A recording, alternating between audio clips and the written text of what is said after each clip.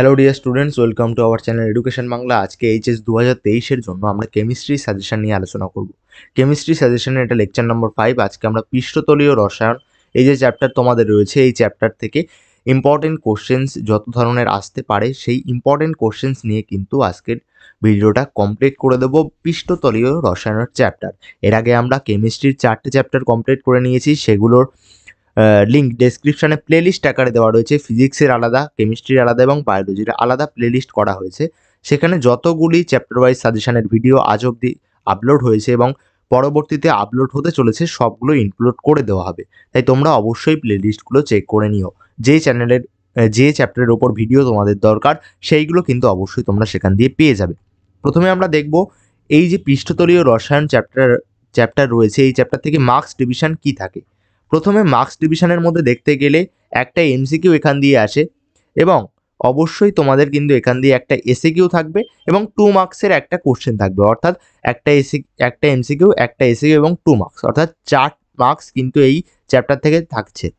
তাহলে এই 4 মার্কস তোমাদের এখান থেকে কমন পেতে গেলে এই 3টে বা 4টে কোশ্চেন কিন্তু কমন পেতে হবে। এইবার দেখে নেব কোন কোন কোশ্চেন তোমরা করে গেলে এই 4 মার্কস কমন পেয়ে যেতে পারো। প্রথমে আমরা দেখব এমসিকিউ এর জন্য কি কি পড়তে হবে, তারপরে দেখব এসিকিউ এর জন্য কি কি পড়তে হবে, তারপরে 2 মার্কসের জন্য কি কি পড়তে হবে। প্রথমে আমরা দেখব মার্কস 1 অর্থাৎ এমসিকিউ এর জন্য কি কি পড়তে হবে। এক দাগ, অধিশোষণ প্রক্রিয়ার ক্ষেত্রে প্রদত্ত কোনটি ঠিক? সর্বদাই তাপমোচী, সর্বদাই তাপশোষী, হয় তাপমোচী নতবা তাপশোষী, তাপমোচী বা তাপশোষী কোনোটিই নয়। 2 দাগ, যে পদ্ধতিতে ফটকিরি ঘোলাটে জলের পরিশোধন করে তা হলো শোষণ, অধিশোষণ, তঞ্চন নাকি বিস্তারণ। 3 দাগে রয়েছে গোল্ড সলের তঞ্চনে সর্বাপেক্ষা উপযোগী হলো NaNO3, Na3PO4, MgCl2, K4FeCN6। এটা কিন্তু অবশ্যই একটা জটিল যৌগ, সেটা বুঝে গেছো। 4 দাগ, প্রদত্ত কোনটি ফেরিক হাইড্রক্সাইড সলের তঞ্চনে সবচেয়ে বেশি কার্যকারী? KCl, K2SO4, Na3PO4, NaCl। কোনটা তঞ্চনে সবচেয়ে বেশি কার্যকারী? এই সব ধরনের যে কোশ্চেন আছে সেগুলো কিন্তু ভিভিআই। এরপর চলে আসবো পরের স্লাইডে 5 দাগ রয়েছে এমসিকিউ এর। কোন পদ্ধতিতে সদ্য প্রস্তুত অধক্ষেপকে কোলয়েডীয় দ্রবণে পরিণত করা যায়? তঞ্চন, তড়িৎ বিশ্লেষণ, পেপটাইজেশন নাকি ব্যাপন। 6 দাগ, ভৌত অধিশোষণের ক্ষেত্রে প্রদত্ত কোন শর্তটি উপযোগী নয় আর কি?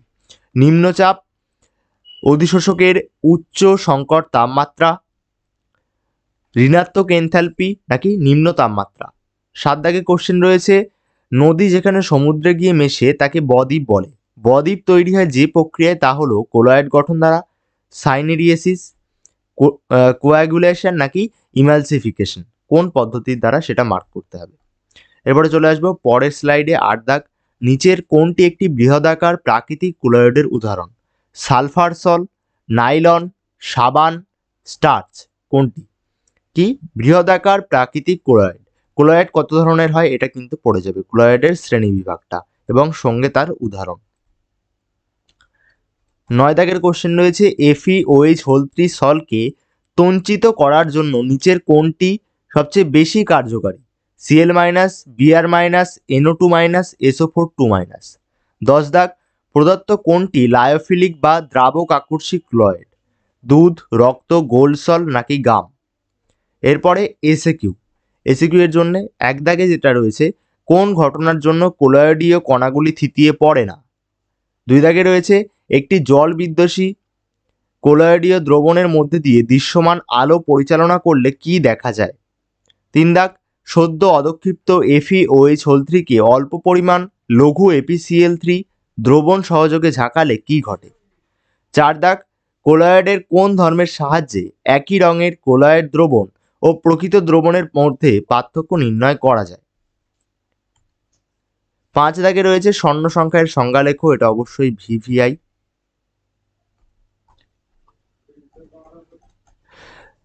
তারপরে রয়েছে, ভৌত অধিশোষণের ক্ষেত্রে খুব কম তাপ উৎপন্ন হয় কেন? 7 দাগ, যে উষ্ণতায় মিশেল গঠিত হয় তার নাম কি? 8 দাগ, কোলয়েডীয় দ্রবণগুলি অসমসত্ব দুটি দশা নিয়ে গঠিত, দশা দুটি কি কি?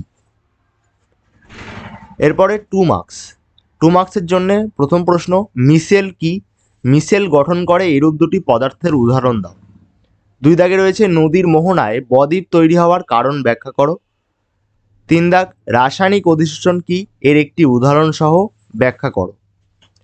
4 দাগে রয়েছে প্রকৃত দ্রবণের কণাগুলো অর্ধবেদ্য পর্দা ভেদ করতে পারে কিন্তু কোলয়েডীয় দ্রবণের কণাগুলো পারে না, কেন তা ব্যাখ্যা করো। 5 দাগ হিমোগ্লোবিনের স্বর্ণ সংখ্যা 0.03 বলতে কি বোঝো। পরের স্লাইডে 6 দাগ রয়েছে টিন্ডাল ক্রিয়া বলতে কি বোঝো, এর একটি ব্যবহারিক প্রয়োগ লেখো। 7 রাসায়নিক অধিশোষণের মাত্রা নিম্ন উষ্ণতায় কম হয় কেন। ভৌত অধিশোষণের এটাও কিন্তু আসতে পারে যে বেশি উষ্ণতায় ভালো হয় কেন। 8 দাগ অসমসত্ব অনুঘটনের ক্ষেত্রে কঠিন অনুঘটকটিকে সূক্ষ্ম কণা হিসেবে ব্যবহার করা হয় কেন। এবং 9 দাগে যে শেষ কোশ্চেন রয়েছে পেপটাইজেশন কাকে বলে, উদাহরণ দাও। অবশ্যই ভিভিআই। এছাড়া 6 দাগের কোশ্চেনটা ভিআই, আমি আগেরগুলো মার্ক করে দিই। মিসেল কি, এটা ইম্পর্টেন্ট, এটা ভিভিআই। রাসায়নিক অধিশোষণের সংজ্ঞা, এটাও ভিভিআই, এটা ইম্পর্টেন্ট। ওকে, এসিকিউ এর মধ্যে এটা তো বলে দিলাম ভিভিআই, এইটা ইম্পর্টেন্ট, আর এটা ভিভিআই। তাহলে আজকের ভিডিওটা তোমাদের যদি ভালো লাগে আজকের ভিডিওটাকে লাইক করতে পারো, বন্ধুদের কাছে শেয়ার করতে পারো এবং এই ধরনের ইম্পর্টেন্ট ভিডিও পাওয়ার জন্য আমাদের চ্যানেলটি সাবস্ক্রাইব করে রাখতে পারো। তাহলে আজকের ভিডিওটা যারা দেখলে তোমাদের সবাইকে জানাই এডুকেশন বাংলার তরফ থেকে থ্যাঙ্কস। তোমরা চাইলে আগের প্লেলিস্টগুলো থেকে অন্যান্য চ্যাপ্টারের চ্যাপ্টার ওয়াইজ সাজেশন কিন্তু চেক আউট করে নিতে পারো।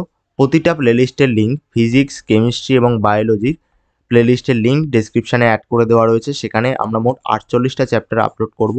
এখনও অবধি যেসব চ্যাপ্টারগুলো হয়ে গেছে সেগুলো প্লেলিস্টের মধ্যে ইনক্লুড আছে, সেইগুলো তোমরা চেক আউট করে নিও। থ্যাঙ্কস আজকের ভিডিওটা দেখার জন্য।